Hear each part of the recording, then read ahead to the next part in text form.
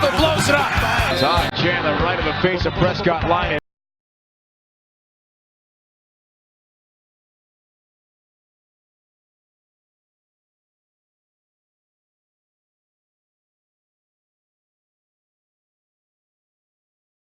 Chandler, the nose tackle, Mr. Squat. What's going on, YouTube? A lot of you been asking for this video, and I think it's about time for me to go and drop it. So as you guys can tell by the title of the video, this video is called "What Happened?" I know a lot of my family still don't know what happened with the whole football thing. And a lot of people who was once fans of the person formerly known as Todd Chandler was wondering what happened, why you don't play football, or the people who see me in the streets, man, you still like you in shape, like you can do something, go try for the Bucks. No. So this is what happened, man. This is my story. So started off from the beginning. Played football for the Miami Northwestern Senior High School, one of the best schools in the nation. In my opinion, the best school in the nation. When I first got there, I never played football, believe it or not. Only played sandlot. I was always too big to play Little League football, so I had to wait all the way up until 9th grade to start playing football. So y'all shorties out there who too big, well, now they got unlimited, but y'all shorties who always think it's too late, once you get 9th grade, it's not. I learned how to play organized football in the 9th grade. So started off on JV in the 9th grade. I didn't know what I was doing. I used to have a big afro and some braids. Used to wear braids. They used to call me Tookie Williams. Back at the way, they say, Todd, do the Tookie. But yeah, hey man, so worked my way up, ended up getting moved up my 9th grade, and man, we had a tough coach named Coach Roland Smith, man, and on Mondays we used to have to wear shirt and tie, and at that time my dad ended up going to prison, so like I ain't have enough for no shirt, no tie, so I used to wear a 3-button-up shirt with a tie that I found at my uncle's house. And man, this man was not happy with me, man. I remember we played Highland Miami Lakes, and all of the freshmen that moved up, they was able to play that game, and me, out of all people, I got suspended that game because I ain't have on a real button-up shirt and tie. And so yeah, so moving on to 10th grade, I started going to camps, to get my name out there. And people started saying I was good. My name started buzzing around Miami. And before I knew it, I went to a five-star camp or something like that. Had my first interview, and it just seemed like after that, my name just took off, man. And then I went to every camp, the Nike camp, the National Underclassmen camp, won every award that a big man can win. And that just put me at a level that I didn't even know I was at until we played Salt Lake, Carrollton, Texas. And I played with some great names. Marcus Forster, one of the best defensive linemen I ever seen play, I ever played next to. Sean Spence, a lot of you guys know him, he used to play for Pittsburgh, Tennessee, and a couple other teams, the Colts. And then one of the big names, Levante David, I played with him. A lot of guys who's fortunate enough to be in the league right now, Amari Cooper, Teddy Bridgewater. That's just a couple of guys from a long list of guys that came out of Miami Northwestern, and got my opportunity to be blessed with a lot of scholarships, and I was committed to the University of Miami. They didn't want me to go on no visits, so they told me if I take any visits that they was gonna take my scholarship away. And like I said, I'm a inner city kid from Miami. I've never been out of Miami, so I'm gonna take visits. So they pulled my scholarship. So and after that was my senior year, and it just seemed like everything was up in a shamble, man. So I worked so hard to get to where I was at, and then my senior year of high school, I'm back at square one. I only got like 12 schools that were still interested in me out of the many scholarships that I had. Only 12 schools were still interested in me. And I was thinking about going to Louisville to play for Coach Strong, but he ended up hiring one of the coaches from from University of Miami, who I felt did me wrong at the time. So I ended up decommitting from them and going to the University of South Florida. Probably one of the best decisions I ever made, not only because I met my wife, but my mom, she stayed in Tampa while I stayed down in Miami, so she never really got an opportunity to see me play football. So that was one of the key reasons for me coming to South Florida, because I always wanted my mom to be able to come see me do something that I love to do. So after that, I got to USF. I was a top recruit at USF at the time, and I found myself, my girlfriend at the time, my daughter's mom, she got pregnant when we was in high school, so I found myself my freshman year as a father, as a new father, and that was some of the most depressing times of my life right there, man. Having a kid in this world and being the kid yourself and not knowing what to do or how to be a father, or you just going by your father, and it was just a real stressful time. I was trying to juggle being a football player, being a student, being a father all at the same time, and everything was just coming to me all at once. Freshman year, my grades ended up dropping, so my coach, shout out to Coach KP, he ended up sitting me down and telling me, listen, man, I see this stuff is becoming overwhelming to you, so we just gonna redshirt you so you can try and figure everything out. So I redshirted my freshman year. So for those who don't know what redshirt mean, that means you don't play. You still practice, you come to meetings, you come to workouts, just like you gonna play, but you don't play. You basically a scout team player. You getting the starters. You basically like a practice dummy, man. So I'm not even going to sugarcoat it. You're a practice dummy.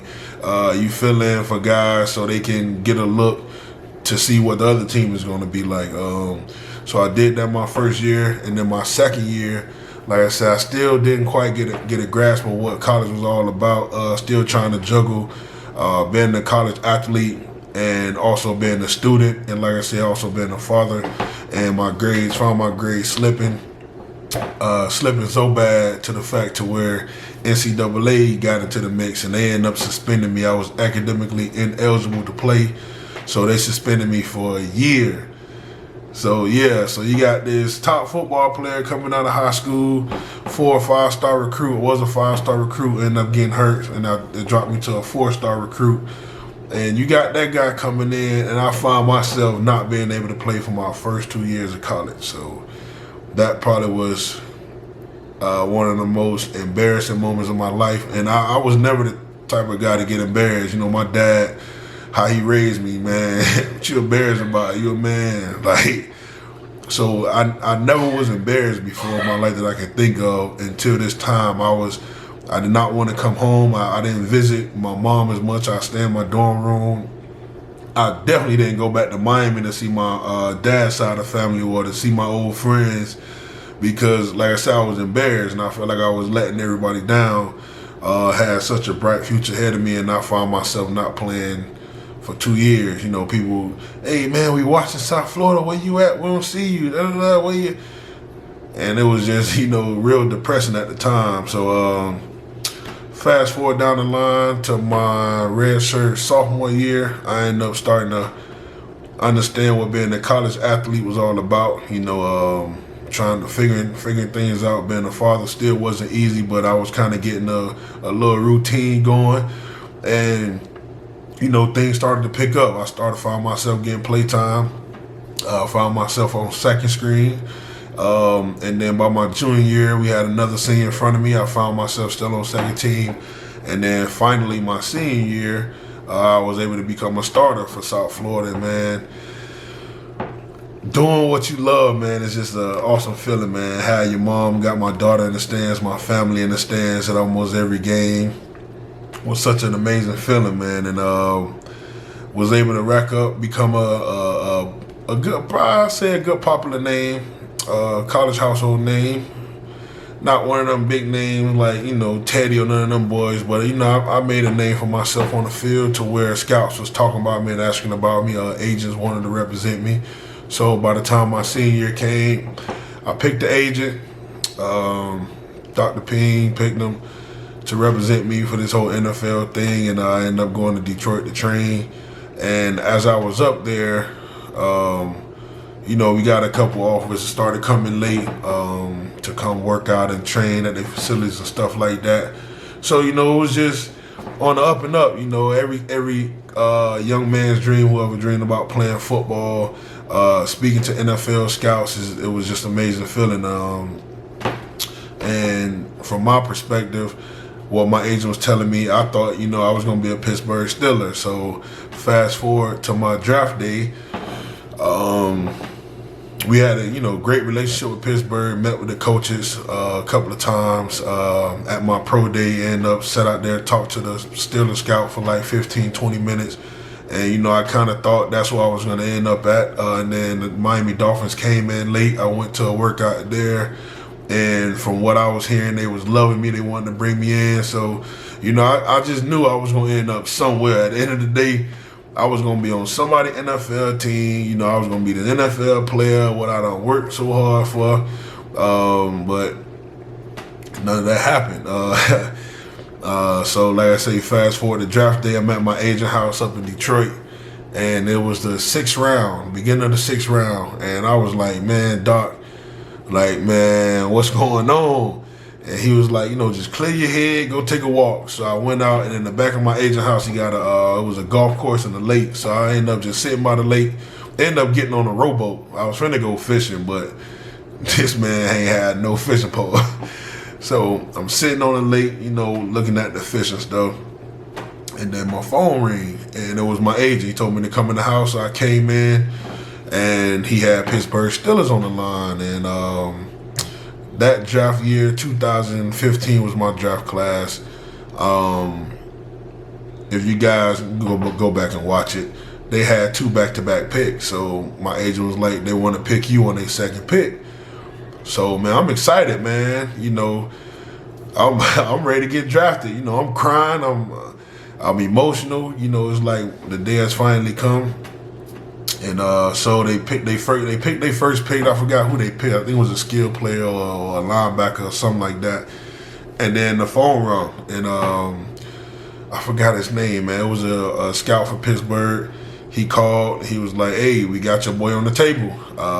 This may be it. I'm gonna call you back in a couple of minutes, and we gonna hit a final word." So, you know, I'm excited. And he called back. He was like, "Hey, you know, Mike want to go with the taller guy." And just like that, I went undrafted. They ended up picking a guy from Central Michigan, defensive lineman. I'm not going to say nothing bad. Young man got his opportunity. At that time, they felt he was better than me. And, you know, he got picked. So you know, it's kind of hurt. But it still wasn't out of the woods. We still had 7 rounds to come through, so see if we can make something shake. And nothing happened. So I went undrafted. After the draft was over with, I think I trained for like 2 more days up there with Doc. And then I ended up was like, man, Doc, I'm just going to go home, you know, be around my family at this time and just try and figure something out. Because now I'm an undrafted free agent. I've never been in this situation before in my life. Nobody never told me what to expect if this happens, so I'm clueless. I'm thinking, you know, I'm not gonna play in the NFL. My dreams are over with. So get back home, and I was playing again. I'm playing Black Ops, and my agent called me. He was like, "You ready?" I'm like, "Bruh, ready for what?" And he was like, "Are you ready?" I'm like, "Doc, stop playing with me." Like, ready for what? What am I supposed to be ready for? And he was like, "Just make sure you pick up your phone. I'm proud of you, and he hung up. Soon as he hung up, my phone rung again. You guys know about iPhones, it tell you what location it's coming from, and it said Jacksonville. I'm like, man, who I know in Jacksonville? Hey, man, everybody from Miami know, man. You see an unknown number, hit decline. I'm not gonna pick up. So, my agent told me next phone call, pick up. And it was a scout from Jacksonville. How you doing? Is this Todd? I'm like, yes, sir. Who's speaking? This is such and such from the Jacksonville Jaguars. Man, literally almost dropped my phone. I'm like, this is it. But I know the draft is over, so I'm like, what's coming next? And he was like, we would like to bring you up here as an undrafted free agent and give you opportunity to make the 53-man roster. We think you fit what a Jacksonville Jaguar player should be, and do you accept this offer? I'm like, yes, I accept. I appreciate it. I'm gonna come up there. I'm gonna show you guys. You guys are not wasting time. I appreciate it. And so he handed me over to the player personnel. He told me, give him my license number and all that stuff to get my ticket. And man, I'm excited. I'm jittery. I'm literally running into walls looking for my license. So got everything situated. They told me when I was supposed to report to the airport and report the rookie OTAs. And so, hung up the phone. I called my mom, and I told my mom, I said, hey, Mom, where you at? She was like, I'm at work. I say, call Tiff, call Fat, and my sisters, call Robin. And I got all my siblings on the phone. I got it was my girlfriend at the time, but my wife got all everybody together. And I'm like, hey, I'm a Jacksonville Jaguar. We made it. I'm here. We done made it. We made it. We everybody happy. Your mom crying. Finally dreams come true. So fast forward, my mom dropped me off to the airport. My mom and my wife dropped me off to the airport. I report up there. First thing you do, they feed you. They took us to the top of the building. They got a chef in there. They cooked for us. They fed us. Then we went down into the locker room. We got fitted for everything. Cleats, helmets, mouthpiece, jersey, pants, everything. We got fitted for everything. And then we went straight to the training room. And we had to run all kind of tests, echocardiograms, the breathing monitors, all that. All kind of tests, man. Crazy. Then you get evaluated by the doctor. They ask you about all your injury report. Just crazy, man. It's something that you would never believe happened, man. It was the most craziest thing I've ever been a part of in my life, just to see how in detail they was. But at the end of the day, they gotta be, because if they're gonna invest all this money into you, they wanna make sure you upright. So we running all these tests, doing all this, blah, blah. So I'm like, okay, cool. I'm ready. I'm ready to hit. I'm ready to show these people y'all should have drafted me, man. I'm trying to, make some money. So we had team meeting. It was team meeting was at 7:30 or 4:30, something like that. I think it was 4:30 or 5:30. So after we got the physicals and stuff, they told us to go to the locker room. I took a quick picture of my locker and sent it to my mom. Mom, my name on the back of an NFL jersey. They got my name on the locker. Say NFL next to it. I was just in awe. It's really happening, man. So I'm sitting in my locker, it's about 10 minutes before the first team meeting. And they come in the room. One coach come in the room, had a clipboard. I would like to see Todd Chandler. I'm like, yeah, I'm first on the list. I jump up. Yeah, y'all boy, tighten up. I'm first on the list. Todd Chandler, you hear me? You hear me? I'm first. They called another dude, he stood up. And they called another dude, he stood up. I'm like, all right, this ain't looking good. They only called 3 of us. So I'm trying to figure out what's going on now. I done went from, I'm first to, hold on, now it's just what kind of list is this? So we grab your book, follow me. And every man that's watching this, or every athlete that's watching this, I'm sure y'all done seen Hard Knocks. The when ESPN go out and they film like training camp, and y'all know when they say grab that book, you know what's going on. You know you about to get them deuces.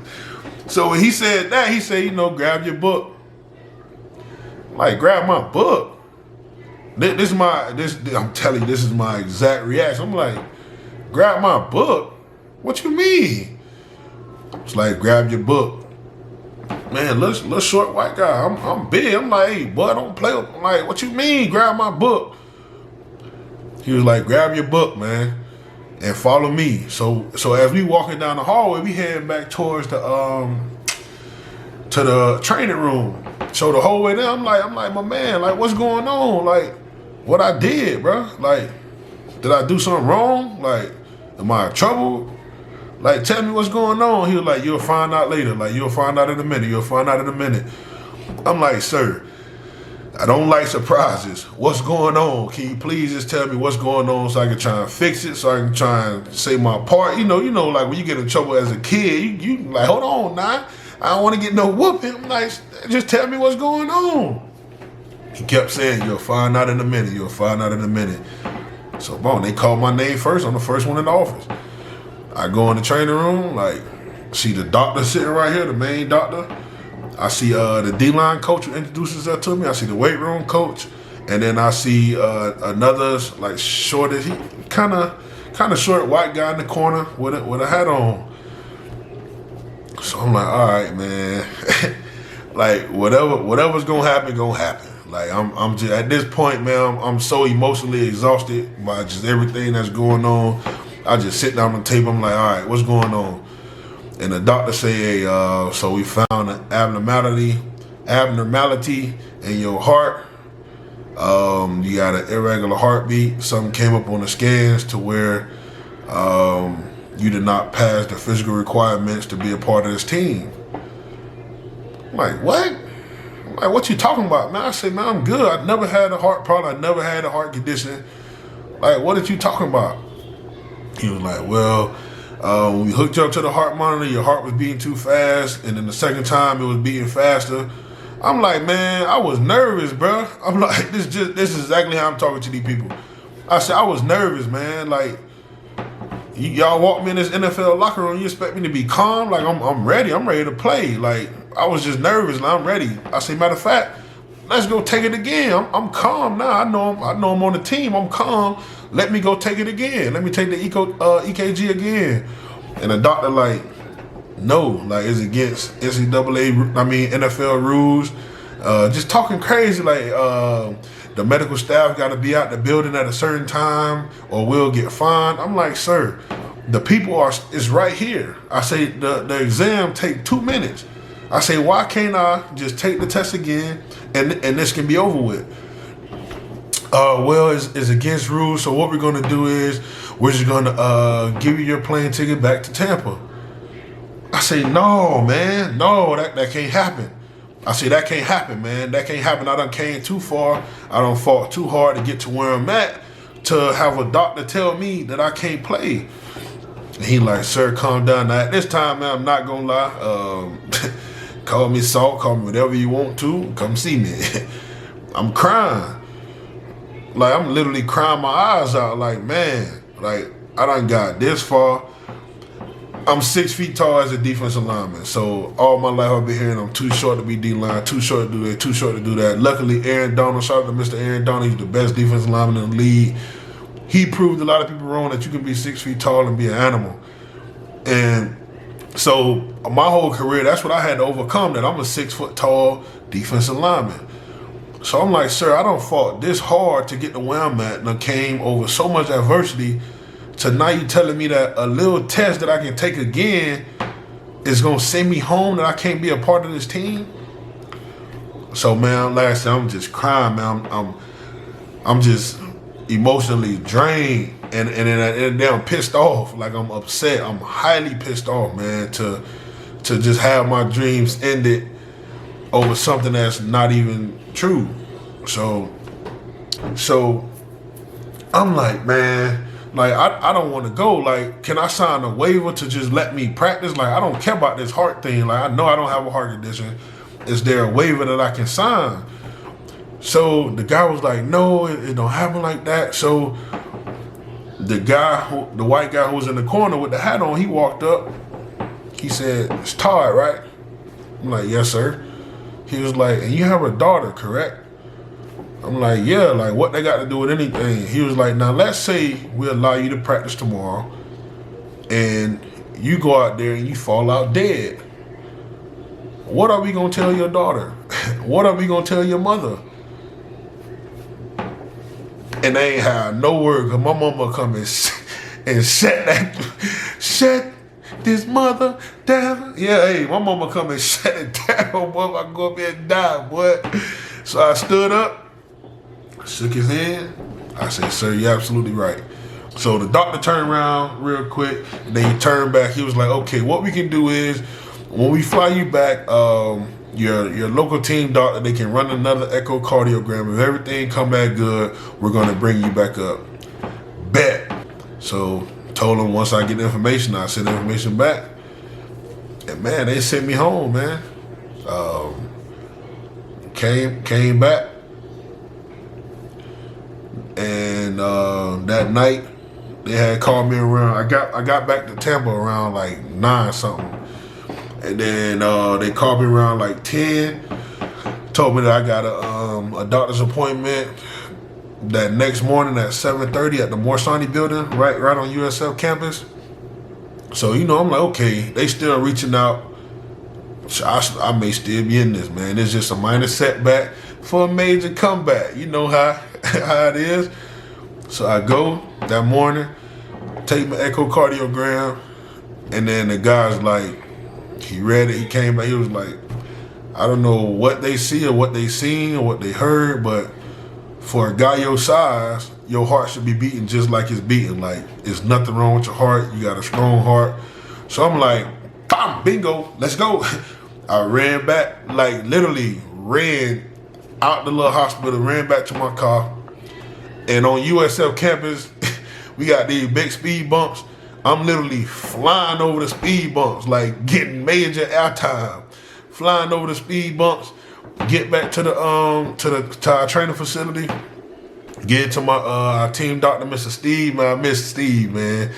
Get back to Steve, and Steve faxed it over to Jacksonville. They got it ASAP. It came on a disc. He downloaded it to his computer and then sent it to him. And so I'm like, hey, in a matter of time, I'm just waiting. 9 o'clock hit. Bring. Jacksonville Jaguars. Pick up the phone. Yes, sir. Hey, doctor said everything good. I'm ready to go. Did you guys get the information? Did y'all get the disc? Did y'all get the disc? Yes, sir. We got it. I'm like, so, like, is my plane ticket ready? Y'all ready for me to come back? So, well, Mr. Chandler, we appreciate it. But we brought in 2 more D tackles this morning.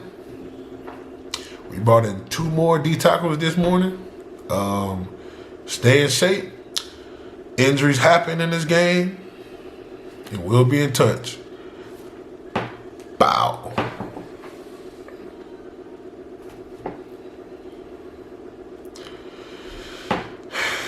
That was it. It's no longer part of the Jacksonville Jaguars. And so, you know, as a football player, you learn to take stuff on the chin. And in camp, it's the most dangerous time for any athlete, for any football player, because injuries happen, things happen. Like I say, grown man, life happens. So at that time, that year, one of the Saints defensive tackles, you know, he got cut for a DUI. Someone dealing with alcohol. I believe it was a DUI. And they cut him. Got a phone call. My agent thought this was gonna be it. Like, here we go. Like, that's what we've been waiting for. Worked out. And they told me the exact same thing. You know, we'd love to have you here. You're a hell of a player. You work hard. You got great film, but we scared to put money on you. We hear you got a heart condition. Like, you hear I got a heart condition, and at this time my agent like, no, like, look at this file. He got a second opinion from another doctor. His heart is good. It was like, we just can't chance it. We can't chance this. We just can't chance it. And when I heard that from the third team, because we ended up talking to Detroit, and they said the same thing about the heart condition. When I heard that from the third team, man, I just told my agent, like, man, this may be it, man. Like,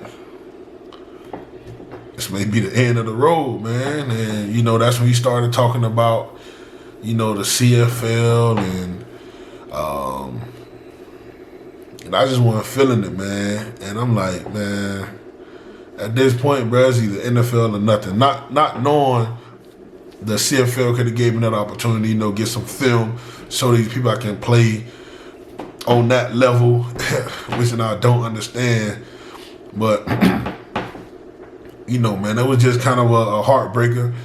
And a lot that people don't know is that football players are probably some of the most depressed people, man. And I know it's not spoken about. I know it's not talked about a lot because everybody love NFL Sunday.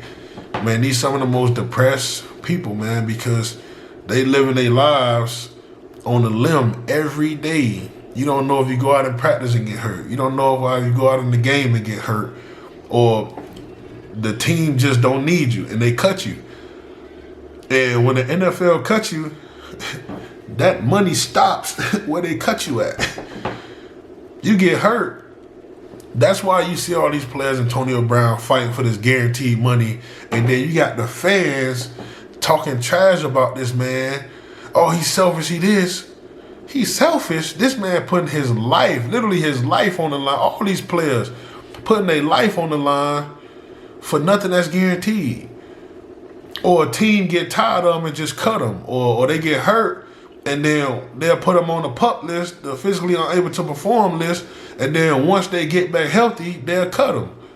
And now they career over. They have no more income. But fans talk bad about the players and don't know the inside scoop of the stuff that's really going on. Y'all want these players, y'all want Antonio Brown to be loyal.